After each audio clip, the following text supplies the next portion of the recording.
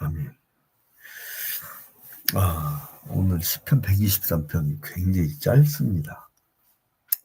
근데 시편 123편은 이미 말씀드렸듯이 시편 120편부터 134편까지는 성전에 올라가는 노래, 다 표제가 같죠. 성전에 올라가는 노래 이렇게 들어있어요.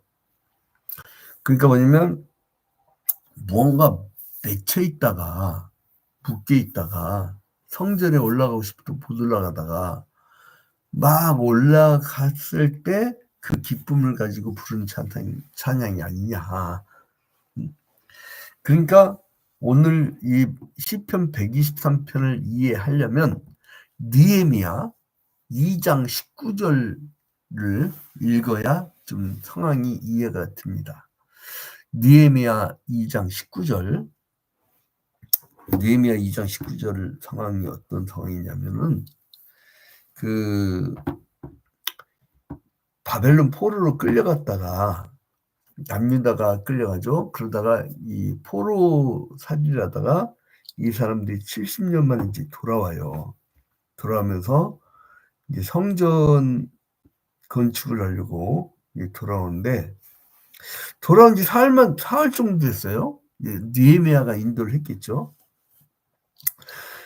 근데 느헤미야 2장 이제 우리가 19절 보기 전에 2장 10절에 보면 호론 사람 산발락과 종이었던 암몬 사람 도비야가 이스라엘 자손을 흥황하게 하려는 사람이 왔다 함을 듣고 심히 근심하더라.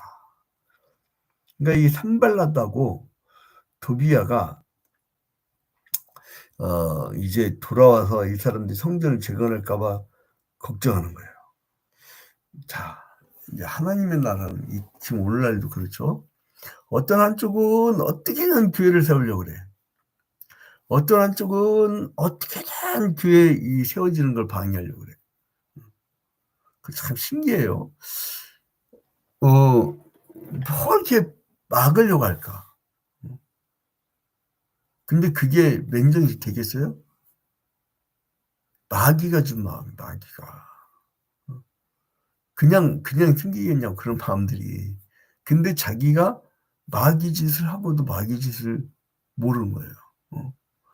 그 한 마을에서 교회를 세워나갈 때 얼마나 성도들이 고생합니까?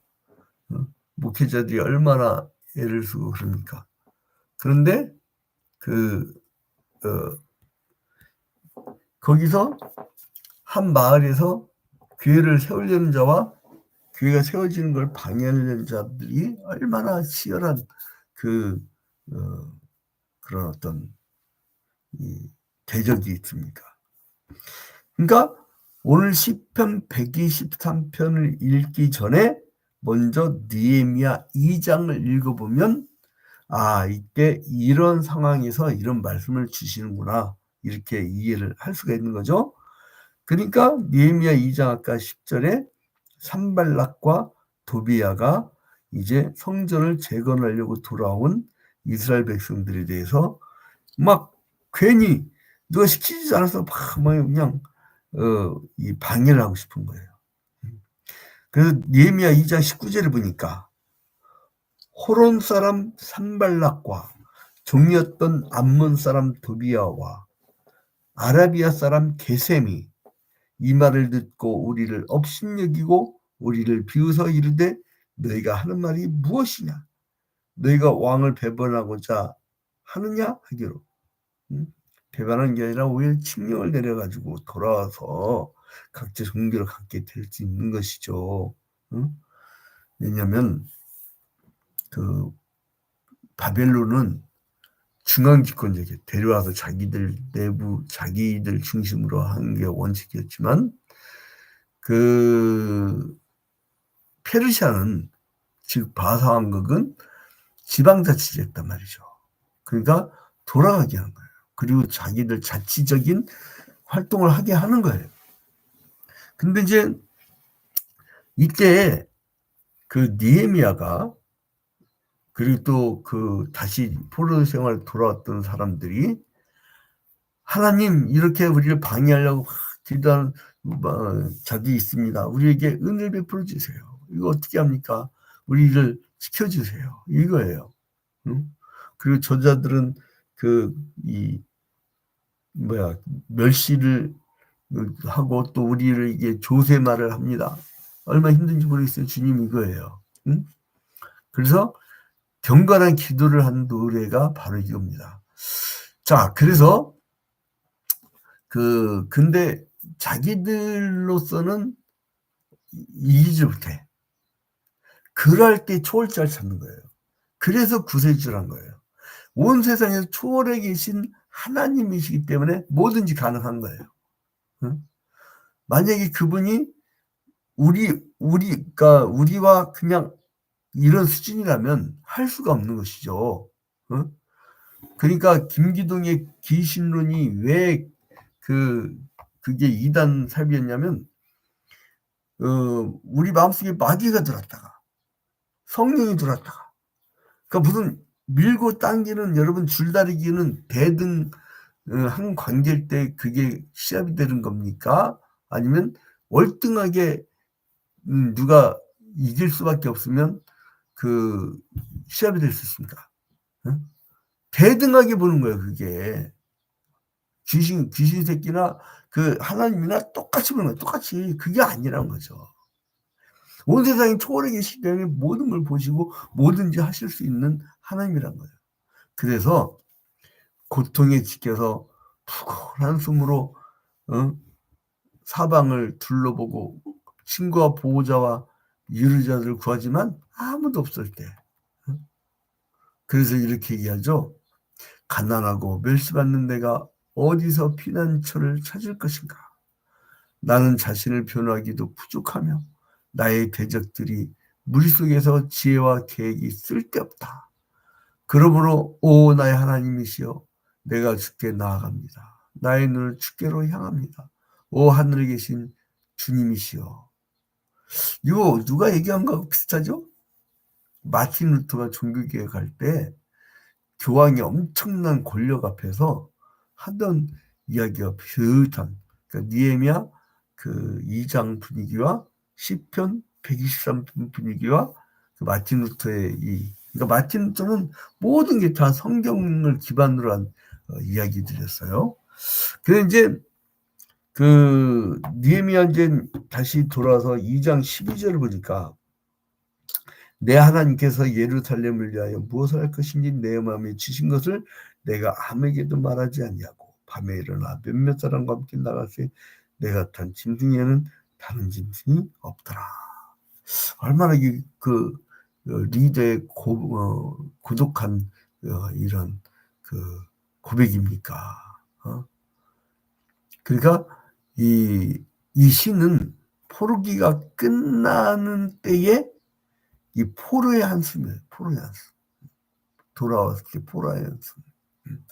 구원을 위하여 믿음과 인내로 바라봤고 그동안 오랜 세월이 걸렸겠죠. 70년.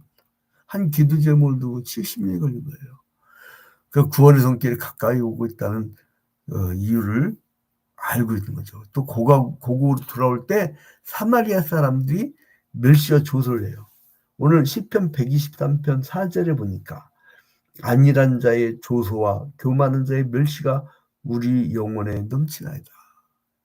얼마나 사람들이 사마리아 사람들이 이제 성전 건축을 하려고 하는 의도를 알고 조소를 하고 멸시를 하고. 그래서 이제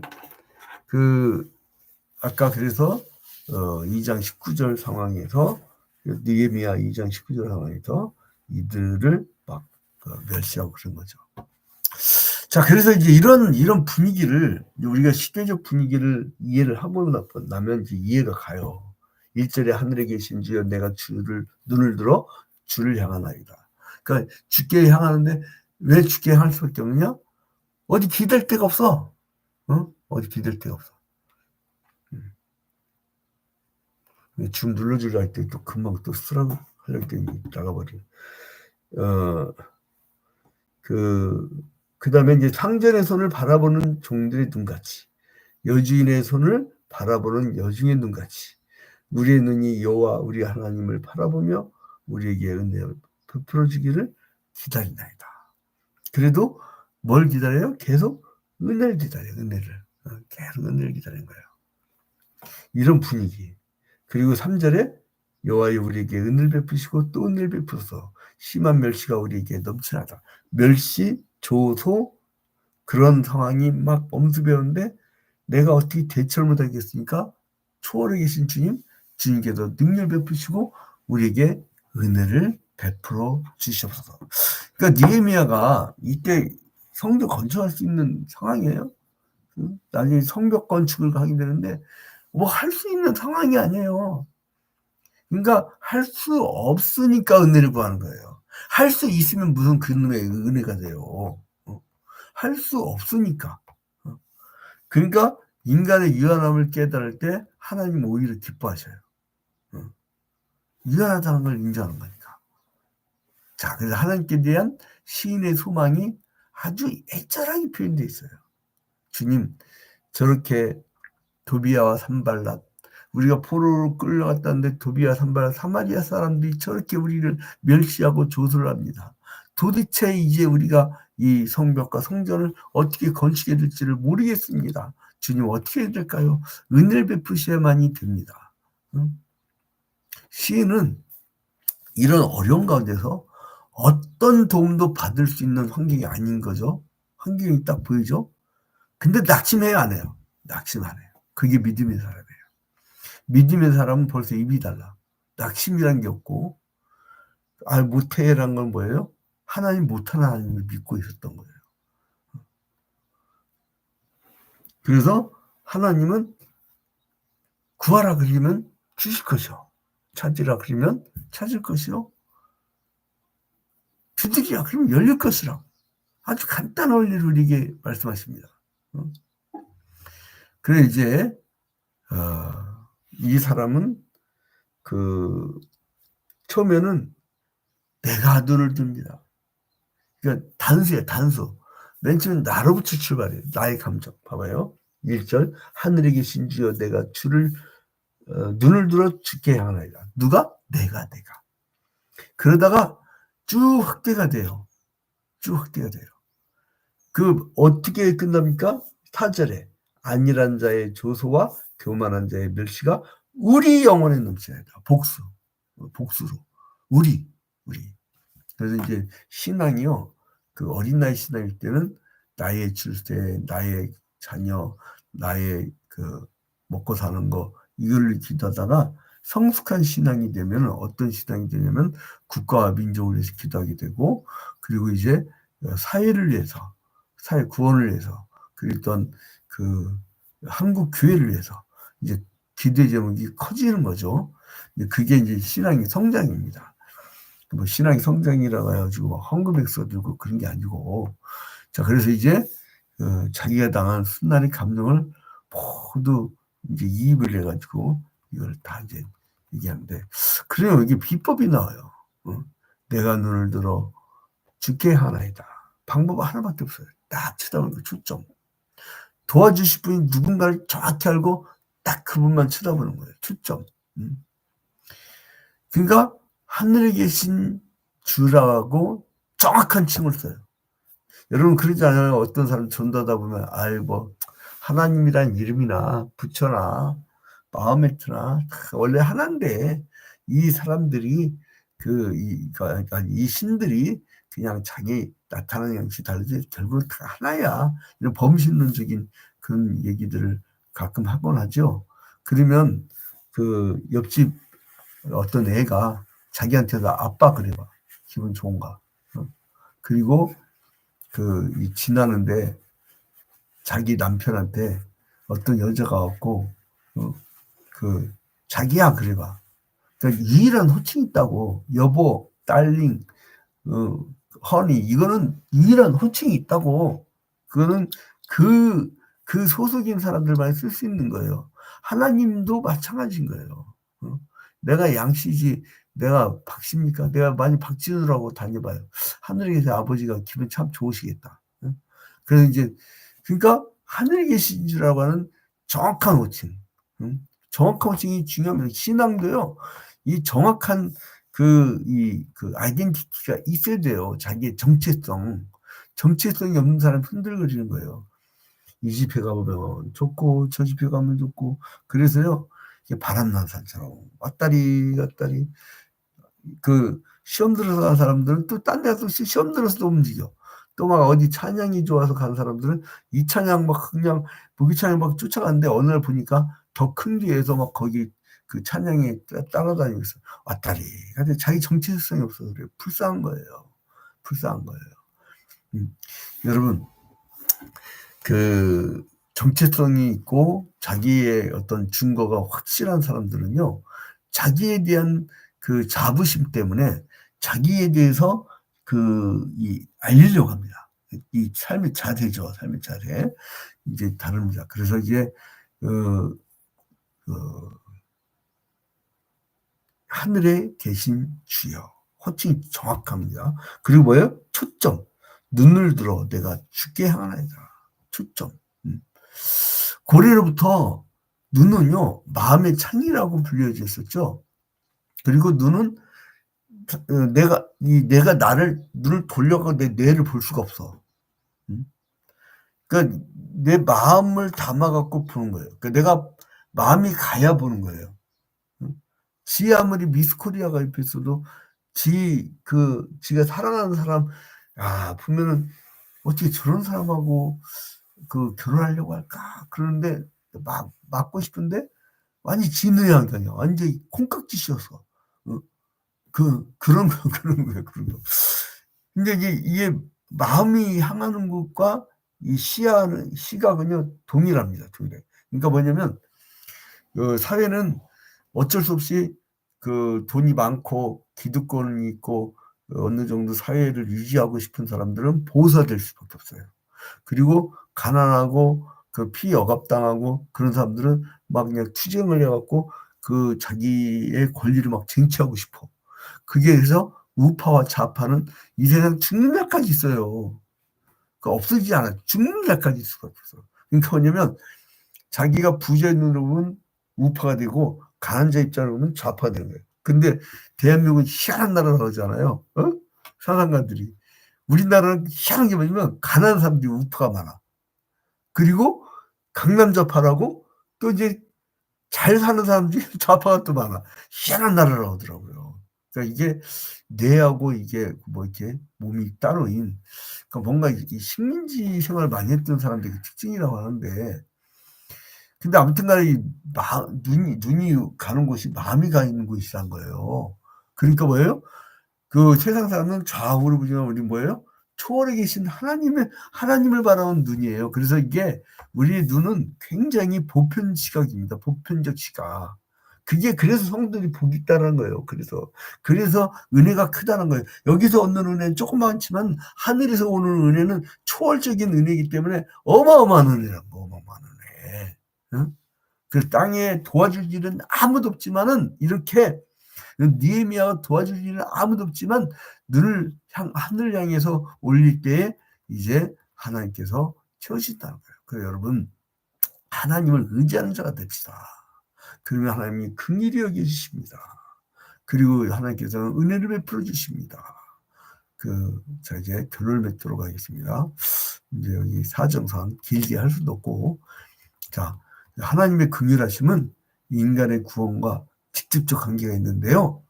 긍휼은 뭐냐면, 어떤 대상을 불쌍히 여길 때 생기는 마음이에요.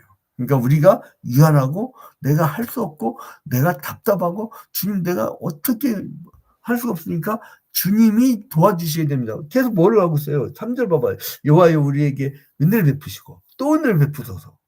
그리고 또 4절에 보니까 2절 끝에 보니까 하나님을 바라보며 우리에게 은혜 베풀어 주시기를 기다린다. 계속 은혜 달라고 계속 그거예요.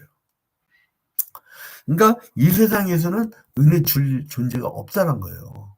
그러니까 여러분, 오직 하나님만이 긍휼과 은혜를 베푸신다는 것을 인정하면 주님께서 더 큰 은혜와 축복으로 우리에게 주신다는 사실을 기억하시기 바랍니다. 그래서 우리는 이 매일같이 왜 이렇게 매일 성경 한 장씩 보느냐? 주제는 하나예요. 결국은 예수 그리스도와 그 임마누엘이에요. 결국은. 그런데 왜 계속 반복하느냐? 우리의 시야를 놓치지 않으려고. 우리의 시야를.